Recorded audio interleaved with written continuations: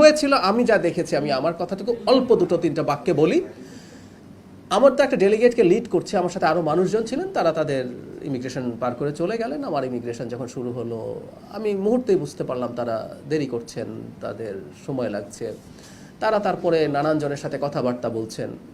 আমাদের high commissioner প্রথম থেকে আমার সাথে ওখানে ছিলেন, এটা সবচেয়ে জরুরি কথা। আমাদের হাই কমিশনার সম্পর্কেও অনেক কথাবার্তা বলা হয় যে তার দুর্বলতা গাফিলতি কিছু ছিল কি না। আমি এখানে স্পষ্টভাবে বলছি, আমি ওখানে ল্যান্ড করার পর থেকে শেষে আমি ইন্ডিয়ান টাইম রাত 12:30টায় একটা ফ্লাইটে কলম্বো হয়ে ঢাকায় ফিরেছি, কারণ আমি চাইনি ভারতের ইমিগ্রেশন ক্রস করব।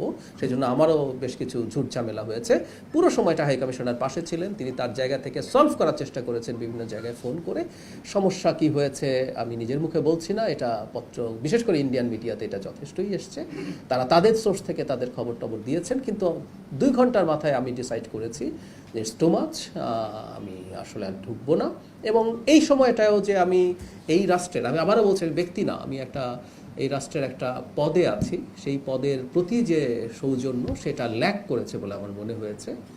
সেই কারণে আমি এই সিদ্ধান্তটা নিয়েছি।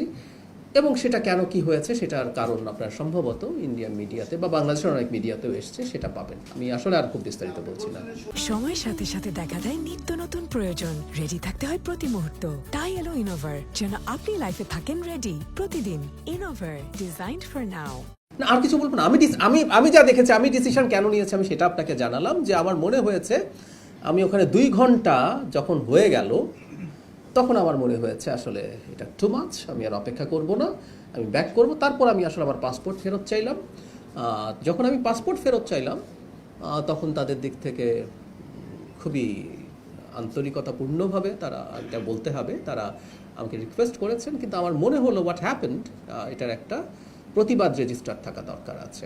সেই কারণে আমি আসলে, হ্যাঁ, অনেকে বলছেন যে আমাকে দেওয়াই হবে না, তারা একটা সময় চেয়েছেন, এটা ফ্যাক্ট।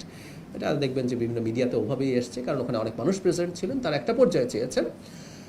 কিন্তু আমার মনে হয়েছে যা হয়েছে তার একটা প্রতিবাদ রেজিস্টার থাকুক। আবারও বলছি, এটা কোনো শত্রুতার বিষয় না, এটা হচ্ছে একটা মেসেজ আমি আমার জায়গা থেকে মনে হয়েছে দেওয়া উচিত যে আমি ম্যালট্রিটেড হয়েছি, আমার সাথে সঠিক বিহেভ করা হয় নাই।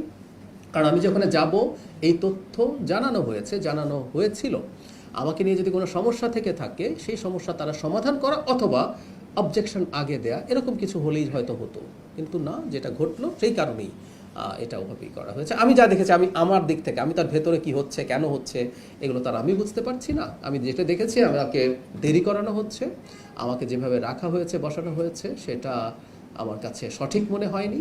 এবং আমাদের হাই কমিশনারকে আমি দেখেছি তিনি বিভিন্ন পর্যায়ে যথেষ্ট চেষ্টা করছেন। এমন না যে 2 ঘন্টা আমি এমনি বসে আছি, তারা চেষ্টা করছেন। আমাদের হাই কমিশনারও যখন চেষ্টা করছেন এবং এটা যখন সলভ হচ্ছিল না দেখলাম, তখন আমার মনে হলো ইটস বেটার।